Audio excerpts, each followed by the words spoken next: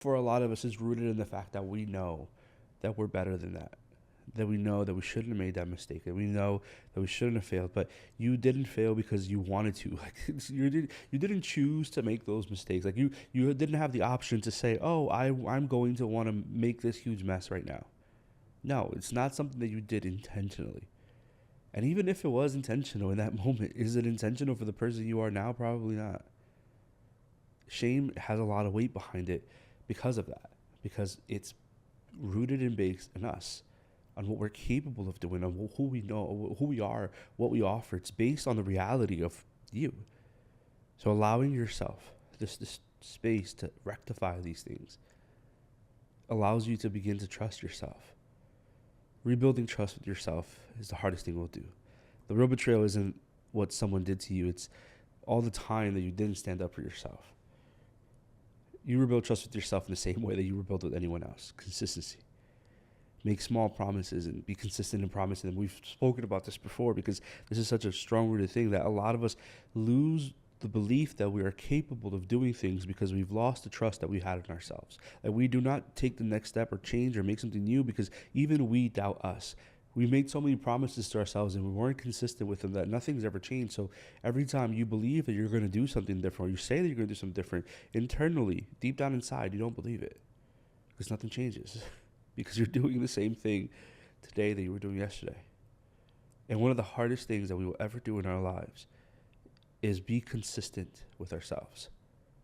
And this isn't everything, and these are things I'm working on myself, right? The stages that I'm trying to grow in my life, where I need to learn to be more consistent. And maybe I keep failing, but I know that the difference there is that even when I fail, if I'm consistent, even in my failing, then I'm going to be consistent in my success. That something is going to change because it has to change, because I'm showing up in a way consistently that even if it's small, it's powerful. So how do you learn from your past without reliving it? Because again, when we talk about wounds and shame and all these hurts, what happens sometimes is that we relive certain things. We recycle through certain processes. We play back moments and say, oh, I was so dumb on that day, not realizing that those things are no longer holding anything over you. For a lot of us, we make a prison out of this. Like we create a cell instead of creating a border, right, that was supposed to protect us. We create a boundary and then we draw that around ourselves. We make this barrier rather, and we make it around ourselves and don't allow anything else in. So what happens is that now you made that thing, or you lived in that shame, or something was said or done to you, but now you didn't just go through it. Now you live with it. Like your whole life gravitates around that particular thing, around that particular wound, around that particular hurt. And well, the worst thing that we could ever do, because this is what happens again, when we go into our traumas, our shames, our failings, and we make a prison cell out of it, what happens is that we give it the keys. We lock ourselves up and say, well, here, dictate everything in my life. Dictate how I'm going to move, when I'm going to eat, how I'm going to change, when do I sleep, when am I depressed, when am I happy. You give so much authority to what was done to you when you create a prison cell for yourself. A border, a boundary rather, is good. That just says that you can't disrespect me here. You can't come against this. You can't push over here. I'm going to protect myself from here. But you're not enclosed into anything. You've just stopped certain things from crossing over. When we live in this, we don't give ourselves enough grace to heal. That same thing we spoke about earlier. You don't give yourself enough space and grace to say that it was okay, that you are healing now, that you're growing now, that you're not in that stage, that you're not what was done to you, that you're not what was said to you, that you're not what you did, that you're not the mistakes of your past. And I want to just be practical with that. Because again, that same breath, it's easy for us to forgive other people, but not ourselves. What makes you think that you're perfect? Like, let's be real. This is one of the most freeing lines you will ever hear. You are not perfect. You were not made to be perfect. You're not in this world as perfection. That means that your flaws and your mistakes and your shortcomings are a byproduct of you being human, not of you being perfect. Because if you were perfect, then you should make no mistakes. But you're not perfect. You're going to fail. You're going to mess up. You're going to do all of these things that people might even talk about you and judge you for. But the crazy thing is that those same people judging and talking about you have their own flaws and their own mistakes. They will throw the biggest stones because they're trying to hide behind them. There is no single person in this world that is perfect. And if you live in a world thinking that you have to do everything perfectly and have every step figured out and there is no shame and no fear, then you're not living in a real world. You're living in a world that you are either you're perfect and you're the king of it all and you're God in your own world, or you're living in this world where you're flawed and you're human, but you're loved and redeemed and made good because of who God is, not because of you. And that leaves you with so much power, because now it's not your responsibility to deal with that. Yes, it's your responsibility to change.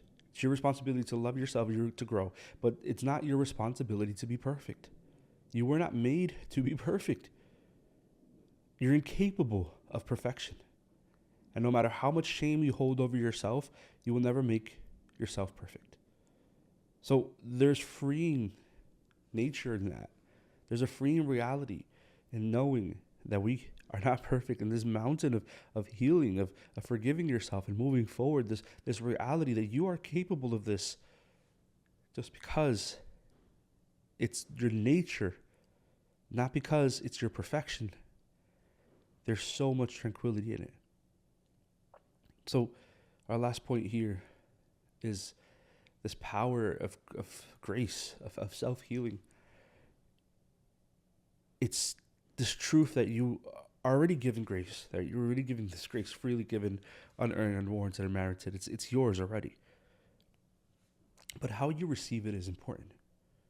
Like how you allow this to actually happen is important. About myself. Why am I feeling that way? Why am I believing that? Why am I acting that way? What about me in that moment is that a character for me? Because the truth is that we need to learn to identify the places that we don't love ourselves enough so we can learn to love ourselves in them. Like the places where we don't offer ourselves this mercy, this grace, this freedom, so that we can fully just come back to it. We need to learn to give ourselves the same grace we'll give someone else. Not because we're perfect, not because we have it all together, but because we deserve it. And there's not a single human in this earth that does not. Even the worst of the worst people, if you are really changing and making something better and trying to make yourself better, there is redemption for everybody. Now, I'm not saying that there's certain things that we just forget about and throw them under the rug. I'm saying that there's certain things you will have to grow through, right? And then that's all on the severity of the thing itself, because it's very different to say something like the shame that we deal with in a regular. Here, be vulnerable. Last couple of minutes here we have. If you listen this far, that means you listen because you're intentful here. And I'll just be quick with you. Thank you for listening to this podcast. Thank you for being present. But a shame that I dealt with and dealing with is that I'm a minister. I travel to speak and I preach around the country, and I had a son and I'm not married. And for me, that was a weight that held very, very heavy on my heart for some time, because I'm like, man, I made a mistake. My kid is not a mistake. My kid is beautiful, but I'm talking about the action itself. And I put myself in a situation that I should not be in. I put myself in a place that I shouldn't have been part of. And I was praying with that, and I was like, it's really heavy on my heart. And the Lord reveals to me this just reality where the reason I feel shame is because I feel remorse, is because I know that I should have been better and done better and grew more. And I have an image, and I'm a person that's seen, and I'm talking about all these things, and I'm doing all these things, and here I am messing up. And the Lord just reminded me in that moment of my humanity. And I know I don't really talk about too much faith here. We kind of just touch on certain things, but maybe this is your belief, maybe it's not. And if it's not, there's still philosophy behind this. So just bear with me this last minute for this point. He reminded me of the fact that I'm a human. And if I were to be perfect, I would be him. And there was so much freedom in that moment to know that my shame was not enough to overcome God's mercy. My shame wasn't enough to derail God's plan. That my shame was not enough to make me less loved by God. There's something powerful that happens when we realize that we're human, that we are not perfect. And you shouldn't by any means continue to do your sin and fall into those things. I don't mean continue to go. I mean, learn that you fell and you are in shame, but you are not your shame. You're not the byproduct of the shame. You are the byproduct of grace. And everything else that flows from that comes what you come back to, whether you stay in your shame and say, this is who I am, or you choose to walk away from it and say, that's not who I am. This is who I am now. I'm allowed to be different and change every single day.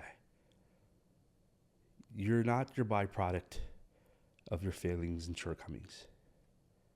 It's okay to forgive yourself. It's okay to move forward. And it's okay to not go back to the things, to the places, to the people that have made you feel shameful.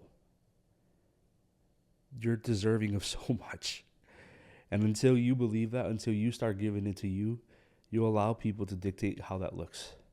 You allow people to offer you less because you just want to be around. You allow people to make you feel like you are useless or shameful or bad just because it's convenient to them and their own narcissism, their own egotistic self.